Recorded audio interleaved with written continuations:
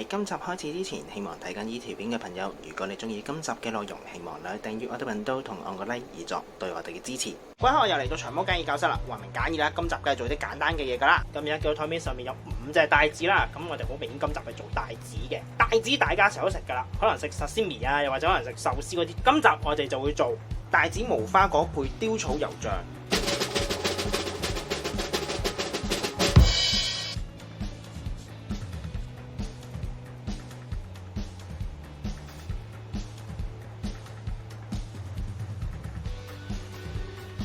帶子其實都有分生食用同熟食用嘅，你眼前呢啲呢，就係生食用嘅帶子。咁佢點分呢？個包裝上面會寫嘅。如果你買一盒帶子翻嚟咧，佢上面會寫住熟食用或者係寫住生食用嘅。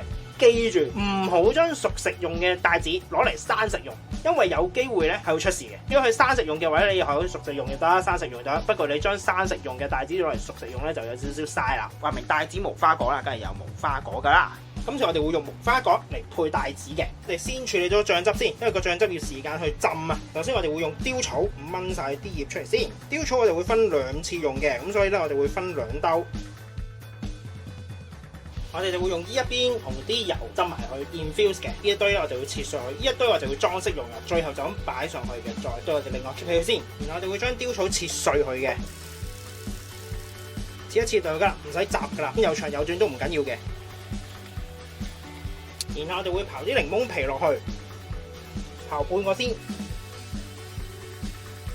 跟住我哋會落2至3個 tablespoon 嘅 olive oil， 然後攪勻佢。攪勻佢之後，等佢啲味 infuse 咗先，等佢半個鐘先。跟住我哋會將無花果切片嘅，盡量切薄啲。無花果比較熟咧，佢會比較腍身嘅，要小心啲切啦。完嘅無花果咧，我哋會擺喺碟上邊，碟上邊咧就要鋪一張保鮮紙，要掹到佢好實，方便一陣間拎翻起啊。咪先切晒啲無花果先啦。帶子第一件事要處理嘅，將佢側邊依嚿肉仔，即係叫個筋啊，我哋去咗佢先。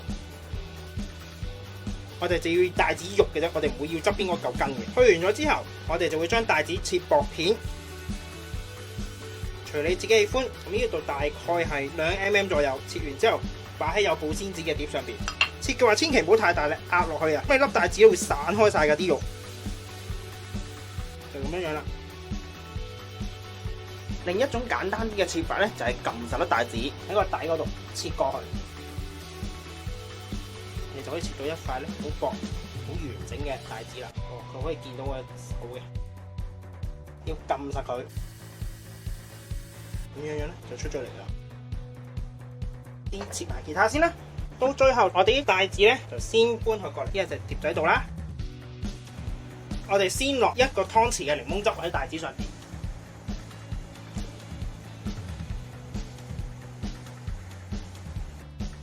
跟住兜勻佢。點解要落檸檬汁喺啲帶子上邊咧？因為佢就會有殺菌嘅作用啊！呢個時候咧就可以擺盤啦，先落咗無花果先，跟住咧就喺粒帶子上去啦。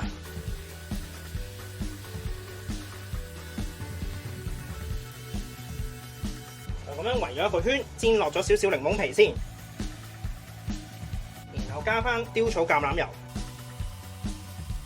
到最後我哋加翻少少嘅橙皮醬。加少少嘅食用金箔，加翻少少雕草，擺喺帶子上邊。今集帶子無花果配雕草油醬亦都完成咗啦，咁希望大家中意啦。咁我哋下集再見，拜拜。